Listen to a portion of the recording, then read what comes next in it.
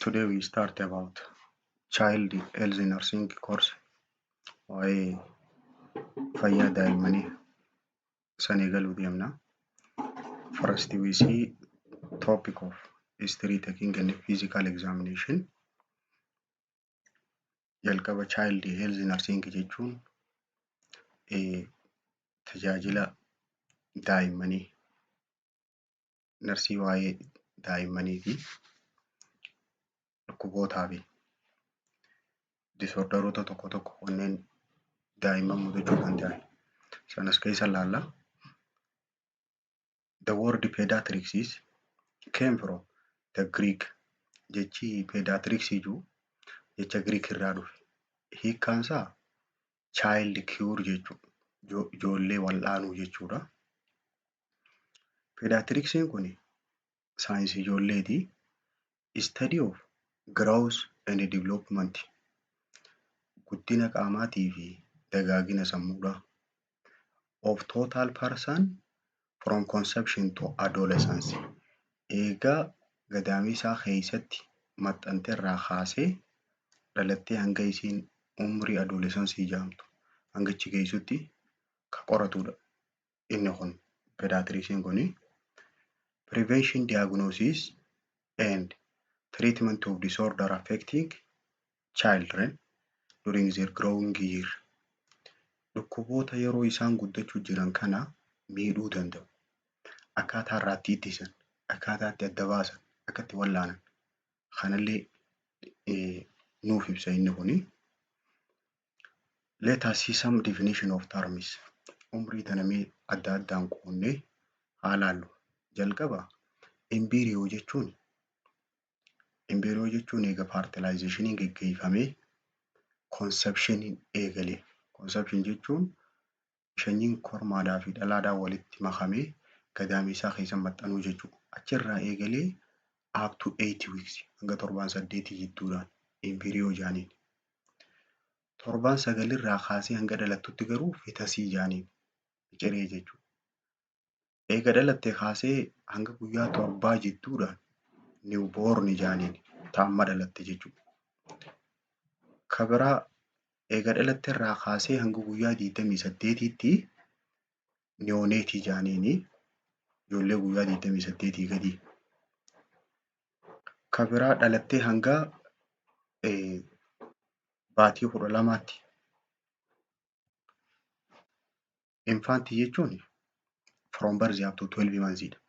Dhaloota irraa kaasee hanga amata tokkoo jidduudhaan infant jaaniin. Toddler jechuun ijoollee amata tokkoo fi amata 2 jidduu jirtu. Tanaan toddler jaaniini.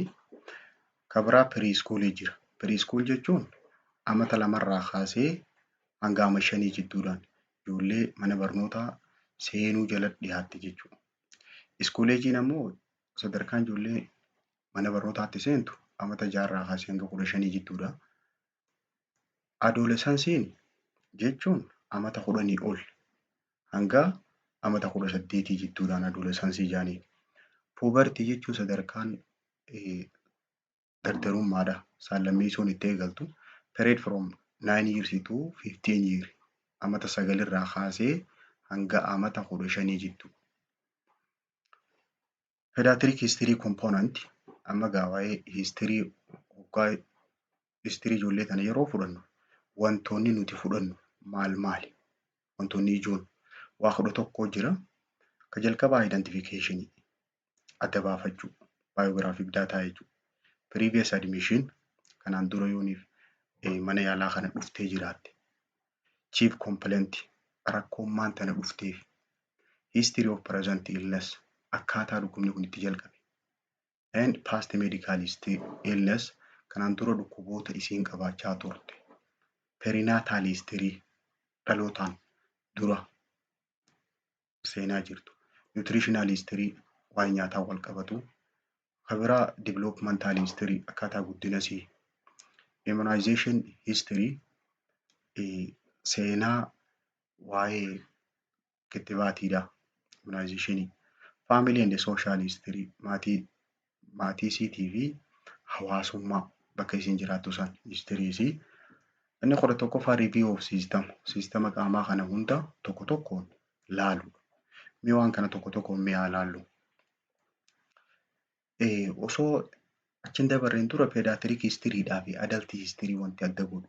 Seenaa ijoollee fudhatanii fi nama guddaa wanni garaagara godhu. Wantoota adult history irratti hin gaafanne kan ijoollee irra gaafatamuu jira. Tokkoffaan perinatal historyidha. Perinatal history jechuun kan dhalootaan duraati. Developmental history akkaataa sadarkaa guddinasii.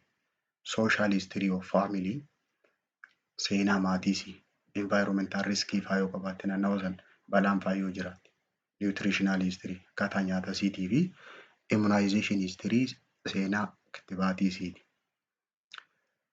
Jalqaba identification. Identification jechuun karaa biraatiin biographic data jechuu isii tan adda baasu. Umriin sii meeqa? Ages, saallisii, ethnicity, lammummaasii, occupation of mother and father kan gaafattu. Lammummaan isaanii, hojiin isaanii maal dalagan, amantiin isaanii, iddoon isaan jiraatan eessa? Kan daa'ima kanaa qofa osoo hin ta'in kan maatiidha. Aadaa fi abbaa. Lammaffaa previous admission. List of hospitalization in the order they occurred. Kanaan dura yooniif hospitaala ciiftee jiraatte maaliin akka dhayxee fi hospitaala kam akka dhayxe. Specify the date, name and the location of the hospital. Guyyaatti dhayxee maqaa hospitaala dhayxeetii fi iddoosaa. Admission diagnosis and discharge diagnosis. Yeroo ciibsuu deeman san maaliin akka ciibsan diagnosis godhanii adda baasanii hoggaacha irraa baatu dhukkuba kamiin ciiftee wallaansa akkam argattee baate. Inni sadaffaa chief complaint. Chief complaint jechuun main complaint that make the patient seek medical help. Sababa patientiin kun akka mana yaalaa kana dhufu isa taasise. Rakkoon maantana isa bitti. Should be written in the words of patient. Jecha patientii saniitiin barraa'u. Yeroo barraa'u. Fakkeenyaaf yellowish discoloration of eye, ijiti biica'uufa, halluun ijaa keelloo ta'uufa, fever and edema. Yeroo hunda chief complaint yeroo barreessinu waa lameef keessaa qaba. Mallattoodhaa fi turtii waan sanii. Duration should be mentioned. Ibsamuu qaba. Turtiin mallattoon sun irra turte.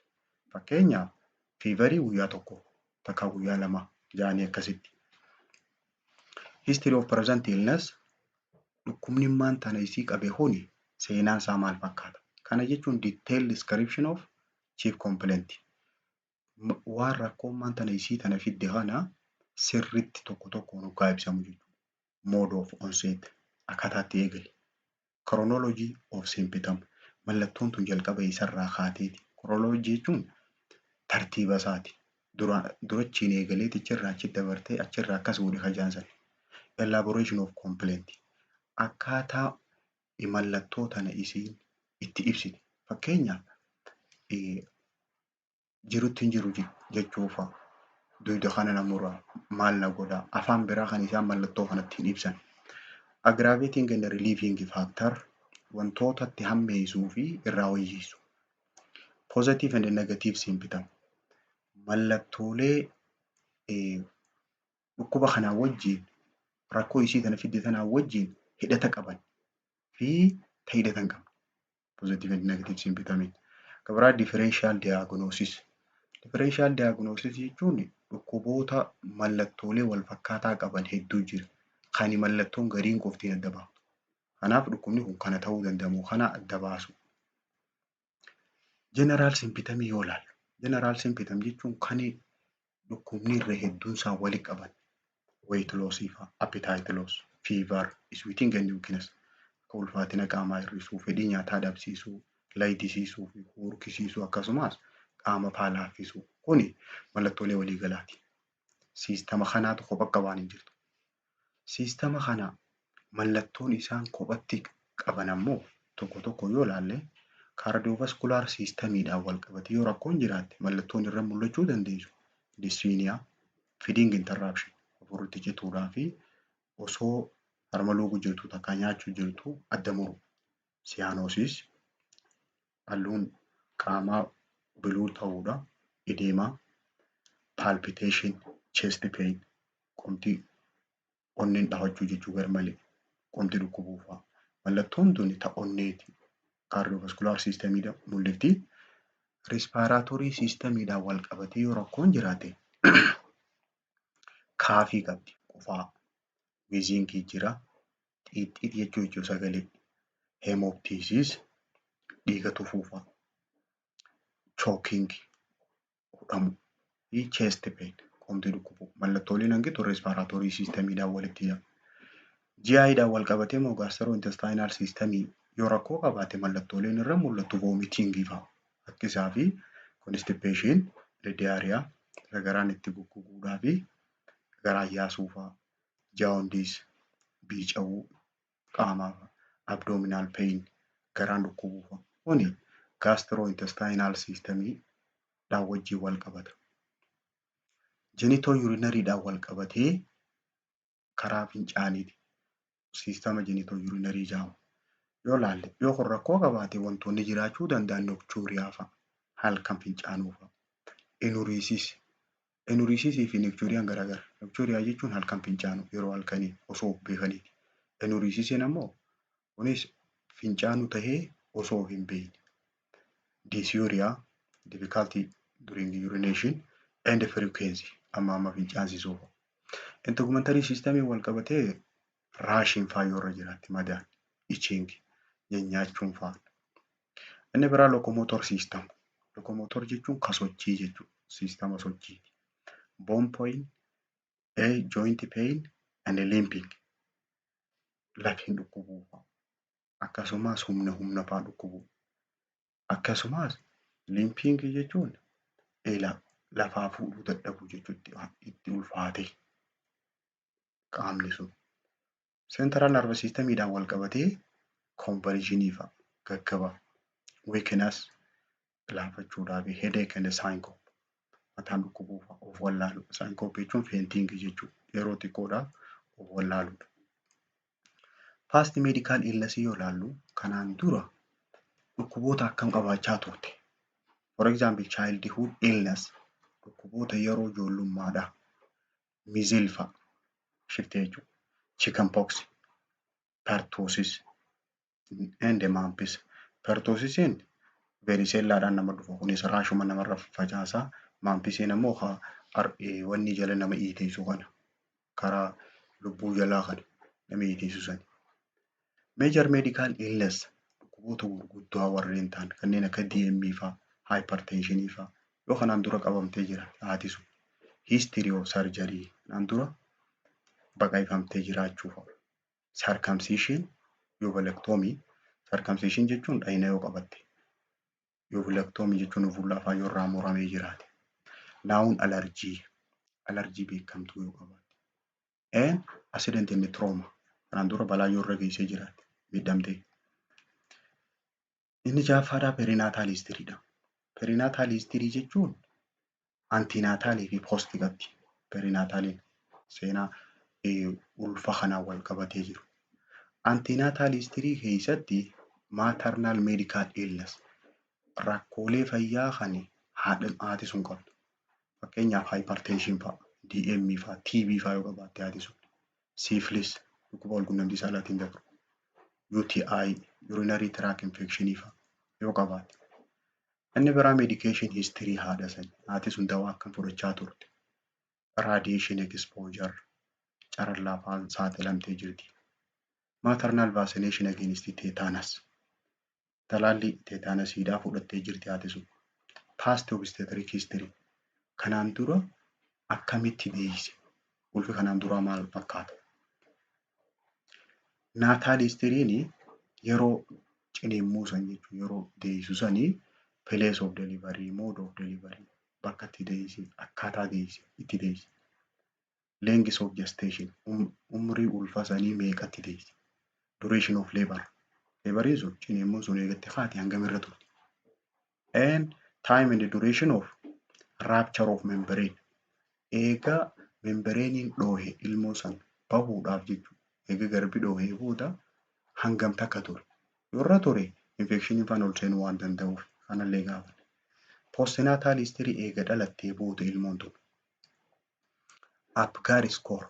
Apgar scoring ilmoon tun ukkaamamtee jirti moo ukkaamamtee hin jirtu ni jirti moo hin jirtu kan ittiin adda baasan. Color of body halluun qaamaa maal fakkaatti. Whether the child is cried immediately after birth.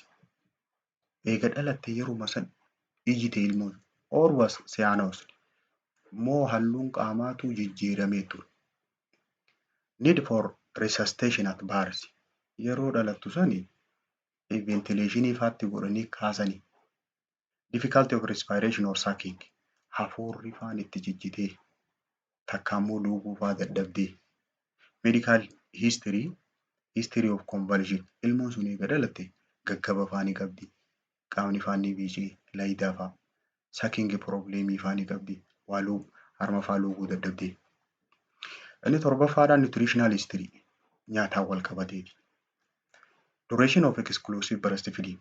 Harma kana hanga isiin luugde. Frequency of breastfeed. Harma kana guyyatti yeroo meeqa harkatti. Change from one to another breast. Harma tokkorraa tokkotti jijjiiruu jidduutti daqiiqaa meeqa. Time and types of complementary feeding. Nyaata dabalataa akkam fudhattee yeroo akkami yeroon isiin eegalte. Sunshine exposure. Ifa aduu keessa baasanii isiitan. Current diet ammaan tana nyaata akkamitti nyaachuu jirti. Sharing with parent or sibling. Maatii wajjiin qooddachuu jirti. Maatii wajjin nyaachuu jirti. Moo ijoollee wajji dhalatte siblingii jechuudha. Ta'u obboleeyyan xixiqqoo sanii wajji nyaachuu jirti. Frequency'n isiin nyaattu hangam takka. Gosa akkam nyaachuu jirti. Preparation isaa qophiin nyaata sanii maal fakkaata. Inni 8ffaadhaa development history dha. Okay. Inni 8ffaadhaa development history dha. Development history jechuun akkaataa guddinaati. Age at which milestone were achieved and current developmental ability. Umrii itti guddinni isii bakka gahe. Milestone jechuun sadarkaa ijoolleen tun guddinaan keessa dabartu. Sanii milestone jaaniini. Ka akkam fa'aadha. Smiling fa'a. Seequu fa'a. Rolling. Komboluu fa'a ofirra. Sitting alone kophaa gudduun taa'uu danda'u. Crawling afraniin deemuu. Crawling jechuun walking. Daaddee jechuun ol kaatee deemuu danda'u. Fiiguu. Running. Fast word jecha tokko jechuu. Toilet training. Ofiif sagaraa fa'aa dhaquu. Riding tricycle. Saayikila fa'aa oofuu danda'u. Kun immoo milestone jaaniin akkaataa sadarkaa guddina isiin keessa dabartu.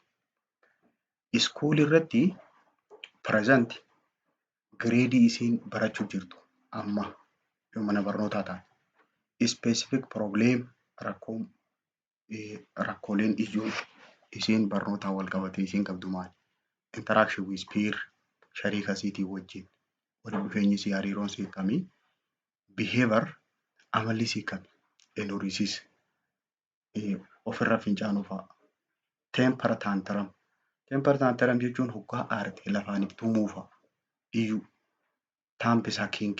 Quba afaan luuguu. Quba afaan kaa'attee deemu. Piikaa. Waa afaan nyaachuu waan akka biyyee fa'a. And nightmare. Manaama fa'a. Baraguu jechuudha. Kun amma developmental history jala jira. Inni 9ffaa vaccination history dha. Seenaa vaasiniidhaan wal qabatu. Kittibaatii jechuudha. Vaccinated or not. Kittibaatii fudhatte moo hin fudhanne? Time of vaccination. Yeroon isiin itti fudhatte yoo. Saayitiin isii yoo. Bakki isiin irraa fudhatte. Number of dose. Dooziin isiin fudhatte hangam takka. Untoward effect. Rakkoon vaccinationiidhaan wajjin wal qabatee irra gahe yoo jiraate. Vaccinationiin gaa yeroo at birth OPV 0 fi BCG fudhatanii at 6 week OPV1, Penta1, PCV1 Rota1 fudhatanii torbaan 10tti 2 fudhatan OPVs, Pentas, PCV fi rottaadhaas torbaan 14tti sirii fudhatanii waggaa baatii 9 gahan miizilii fi vaayitaaminii waliin fudhatanii amata tokkoo fi baatii 3 waggaa gahan meningococcal vaccine MCV san fudhatan. Inni 10ffaa social and family history dha. This is include parental occupation. Hojii maatiin sii dalaytuu fi current living condition haala jireenya ammaan tana isiin maatiin sii keessa jirtu. Poverty and ignorance are major source of ill health. Sababni seenaa maatii kana gaafattuu fi miskiinummaadhaa fi irraanfachuun isii tana dagachuun madda dhukkubaati waan ta'eef. Allergic and medication history gaafattaa. Particular attention should be given to the allergy that are more prevalent during infancy and childhood. Allergiiwwan yeroo ijoollummaadhaa baay'atanii xiyyeeffannaan kennamuufii qabu. For example, allergic rhinitis. Funyaan keessa rhinitis jechuun funyaanitti qilleensifaan nama horiiwuu jechuudha. Asthma, insect hypersensitivity. Yoo waa ciniinan humnaa olii ta'uu yoo qabaatte. Inni itti aanu review of system. Siistamoota jiran tokko tokkoon qorachuudha. It is best organized from head down to extremity. Mataarraa eegalanii hanga miilaatti gaduu qorachuudha. Inni itti aanu physical examination. Qorannaa ijaan godhan immoo. Difference in performing pediatric physical examination compared to adult. Qorannaa physical examination godhan tajoolleetii fi ta nama guddaa garaagara wanni godhu gather as much data as possible by observation first. Jalqaba ijoolleedhaa daataa guurratte sanirra hundoofteeti laalta ijaan. Position of child, parent lab versus exam table. Gudeeda takka ammoo tafa maatii sanirra jirti moo siree irratti laalamu jirti. Stay at child level as much as possible. Bira dhiyaachuu qabda naannawa hanga isii bira dhuftutti. Do not tower. Irraa fagaachuun qabdu. Order of examining akkaataan itti qorattu least distressing to most distressing. Bakka rakkoon qabne irraahi karaa bakka rakkoo qabduutti. Bakka dhukkubdu yoo jiraatte maatiin saansuu qabda jechuudha. Rapport with child. Child tanaa wajjin wal baruudha. Include child explain to the child's level. Itti himta waan godhuuf deemtu tana. Kun egaa sadarkaa ilmoo sanii irratti hundaa'u. Distraction is valuable tool. Irraanfachiisuu. Distraction jechuun irraanfachiisuudha. Kun meeshaan gatii qabu isa kana qorannaa irratti. Examine painful area last. Xumurarra bakka dhukkubdu xumurarra aanfattaa. Get general impression of overall attitude. Ilaalcha sirriidhaa harkachuudhaaf jecha. Be honest. Amanamaa ta'uu qabda. If something is going to hurt, yoon if osoo hin beekin bakka dhukkubdu san tuyxee iyyite. Tell them that in calm fashion. Sossobuu qabda. Do not lie or you lose credibility. Sossobuun qabdu sobaan jechuudha. Waan kanaan sii godha jettee booda sin amanne waan ta'eef. Understand the developmental stage impact on child responses. Sadarkaa guddina ilmoon tun irra jirtu hubachuu qabda. Deebisaa isii irratti hundoofte jechuudha. Chronological step of physical examination. Physical examination godha yoo jette tartiibni isii jalqaba general appearance irraa kaata. Vital sign ilaaltee anthropometric measurement isa fudhattee heentii mataarraa head, eye, ear, nose, throat kana ilaaltee lymph node kutaa respiratory system ilaaltee cardiovascular achiin abdomen kuttee genitourinary dhayxee integumentary locomotor xumurarra nervous system ilaalta. Tartiibni physical examinationidha isa kana. General appearance irra maal laalta? Dysmorphic feature. Dysmorphic feature jechuun uumamni isiidhaa kun normaalidha moo abnormaalidha? Dysmorphic jechuun akkas. Uumamni isii kun normaali moo normaalii miti? mataan siifuun faana, ijji huutuun faana. State of health haalli fayyaa siifuu maal fakkaata? Mental status isiidha.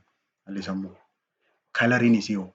Paalariidha moo siyaanoosisidha moo jaandisii? Kun abnormaaliidha. Nutritional status isii kan huqqattee jirti. San booda vital sign kuttu. Vital sign irratti normal values differ from adult. Normal gatiin sirriidha. Yoo normaaluma taatee vital sign nama guddaatii fi kan isii garagara. Vary according to age. Akka umriitiin garagara. Vital sign jala waan ilaaltu pulse jira, respiration, blood pressure fi temperature ilaaltu. Standardize with age specific range. Reenjii warri umrii kanaa as jiddu jira jiru normaalii sanii wajjin tartiibeffachuu qabda. Vital sign yeroo kaatu. Vital sign kaasuudhaaf vital sign isaanii jalqabaa pulse rate. Pulse rate refers to number of pulse beat counted in 1 minute. Daqiiqaa tokko keessatti hanga onneen dhawatte san lakkaa'udha. Arterial pulses examined by auscultation and palpation to determine pulse rate and rhythm. Pulsii tana yeroo lakkooytu palpeet gooteeti qubaan irra keessee laalta. Kan ammoo ausculteet gootu apex irratti. Apical pulseedha. Apical pulsein auscultationidha. Or palpated over the apex of heart. Harma jala jechuudha. Naannawaa harma jalaa kana stethoscopeedhaan dhageeffatta pulsii. Radial pulse is common site for counting pulse in adult. Nama guddaa irratti bakki pulse irraa lakkooytu radial pulse harkarra jirtu tan. Akkasuma ijoollee illee akkasuma. While temporal and apical pulse are preferable in newborn and infant. Ijoolleen madhalattee fi infantii ama tokko gadiitiif iddoon filatamtuun pulsii lakkaa'uudhaaf temporaalidhaa fi apical pulseedha. Reenjiin pulse rateedha. Ijoolleen newborniin 120 hanga 170 jettu normaalii. Warri ama tokko 80 hanga 160. 3 years 80 up to 120. Taamata 6 yeariin 75 irraa hanga 115ti. Ijoolleen ama 10 70 irraa hanga 110ti. Kanaa oliin adaltiidhaan wajjin wal fakkaata jechuudha. Pulse saayitiin gaa bakki pulse irraa fuudhan bakka 9 kaarotidiin morma jalaa kaarotida arteriirra. Apikaaliin onnee irraa harma jala. Biraakiyaaliin cigileedhaa olii. Raadiyaaliin harkarra. Feemoraaliin ammoo bakka muddiidhaa tana poopilitiyaaliin baakoofni jilba duubaan. Posterior tibiyaaliin miila kana gara keessaatiin. Dorsal pedisiin ammoo gubbaa miila kana gubbaasiiti faana tana. Pulsii finne inni itti aanu vital sign keessaa body temperature. In healthy state, core body temperature is remain relatively constant with minor fluctuation. Nama fayyaa qabu keessatti temperature gosa lama jira sarfeesiidhaa fi core jaaniini. Corein sun kan jijjiiramne sana. Core temperature kun digirii duwwaa tuqaa 5 dabaleetuma irrata malee kana biran kutu normaalii. Garuu yoo abnormaalii taate takka ni dabala takka immoo gad xiqqaata. Site of body temperature in 4. Bakki temperature irraa safaranii inni tokkoffaan oraalii afaani. Kun ammoo reektaaliidha. Anal eriyaadha. Axilla armipitii bobaa jala. Timpaanikiin ammoo timpaanik memberiinii gurrarraa fuudhani. Rectal measurement is considered most accurate.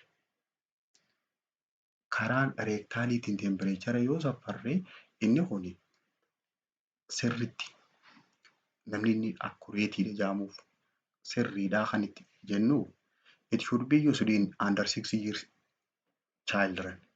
Ijoollee ama 6 gadiitiif reektaalii fayyadama. Any confused patient dhukkubsattoota of hin beekne akkasuma any person who is prone to seizure nama gaggabuu bira jiru and comatose person nama hin beekneef rectal temperature rectaaliidhaan fuudhu.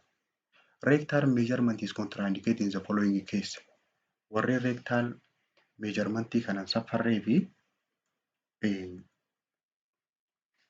tokkoffaan abdominal perineal resection warreen karaa garaadhaatii fi perineemiin kun dhoohaa qabu. Hemorrhoidectomy warreen hemorrhoidii irraa muranii jiran. Parsawis cardiac illness warreen rakkoo onnee qaban rectal measurementiiin isaaniif dhorkaadha. Achiin hin safaranii. Oral methodiin eenyurraa karaa oraaliitiin fuudhu temperature. Inni tokkoffaa alert and conscious nama if beeku and cooperative waan ati godhi jetteen kan godhuu danda'u.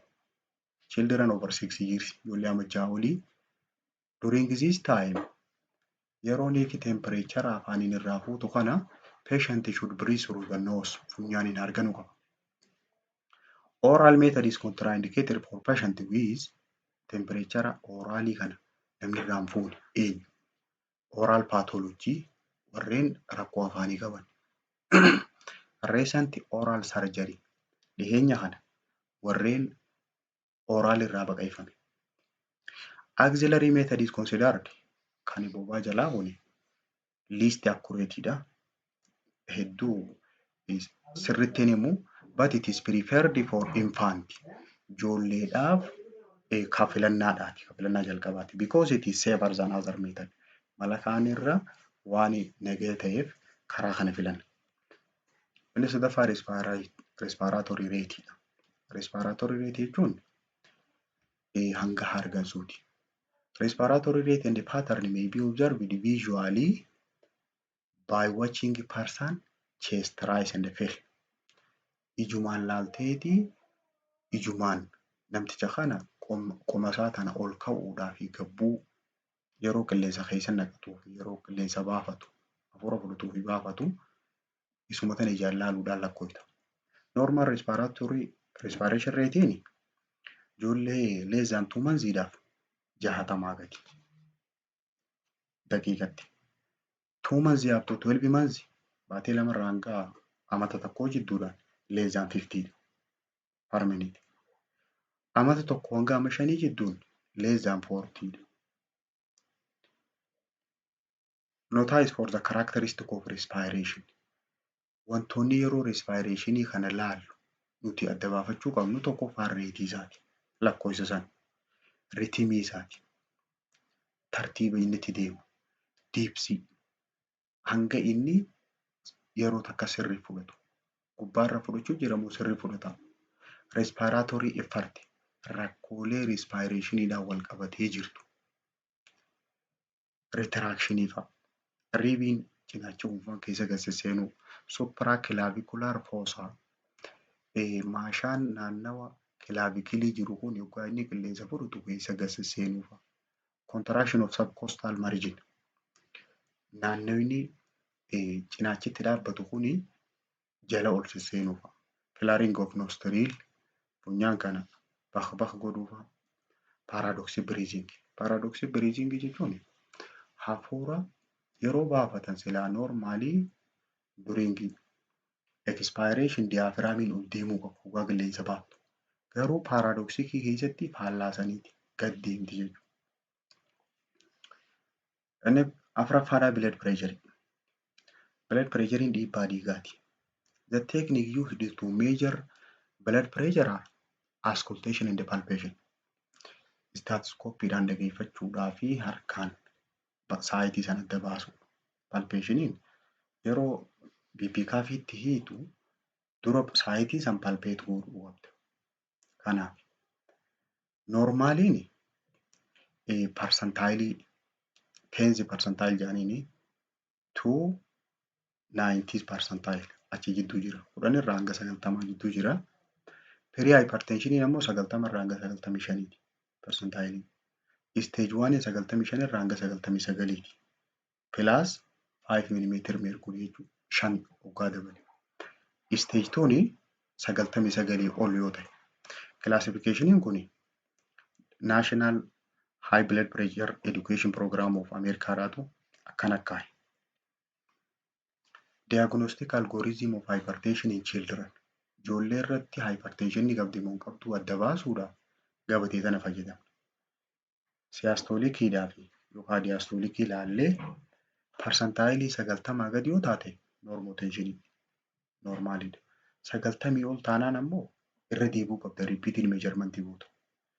Lammaffaa irra deebitee 90 gadi yoo sii dhufe noormaalii jettaan. Lammaffaa yeroo itti deebitu 90 fi 95 jidduu yoo taate follow aappii barbaada. Riipiitiin meejarmentii barbaada. Yeroo itti deebitu kana 95 ol kunnaan hypertensioniidha. Evaluation for etiology and organ damage. Koozii isa kana qoratteeti miidhaa orgaanii miidhamillee yoo jiraatte yeroo sana adda baafta. Notice for BP blood pressure kanaan wal qabatee wantoonni ati xiyyeeffannaa keessa galchuu qabdu. Based on sex, age and height, measure at least 3 separate occasion. Saala isii irratti hundootee, umrii isii irratti hundootee, dheerina daa'ima sanii irratti hundootee yeroo 3 safaruu qabda. Yeroo garaagaraa. Blood pressure of 120/80 or greater is pre-hypertension. 120 jala 80 ol yoo ta'e blood pressure yeroo safartu pre-hypertension jedhama. Whether it is less than 90 percentile 90 gadi jira jechuudha. If 120 in 95 percentile or greater, then the patient has hypertension. Kanaa ol yoo ta'e percentile 95 ol yoo ta'e pre-hypertension jedhanii. Diagnostic criteria. BP'n kun ol kaatee akkamitti adda baafna ulaagaan jirtu based on concept that BP in children increase with age and the body size. Umriidhaa fi saayizii hamma daa'ima sanii irratti BP'n jala jijjiiramti. Making it impossible to utilize single BP level to define hypertension. Yeruma takka safartee yeroo takkittii saniin hypertensioniidha jechuu hin dandeessu. Akkuma adaltiitti jechuudha. Therefore, diagnosis is based on percentile. Diagnosisiin isaa percentile irratti hundaa'uu qaba. The BP cuff should be pediatric size. BP cuffiin spigometriin kan ittiin safartu suni saayizii bal'inni isaa kan ijoollee ta'uu qaba.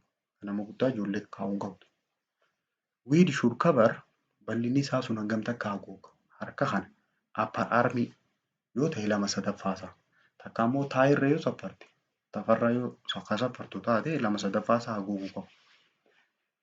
BP cuffii kana yeroo itti hiitu too wide yoo ta'e yoo irra bal'ate underestimate BP. BP kanas lakkoofsa isaa gabbuuseeti hangan eegamne fida. Yoo itti jabaate too narrow is artificially high BP kun BP akka waan ol kaateetti sitti hima jechuudha. Falsiidha si fida. Vital signs indicate overall status of a number of body system in the human response.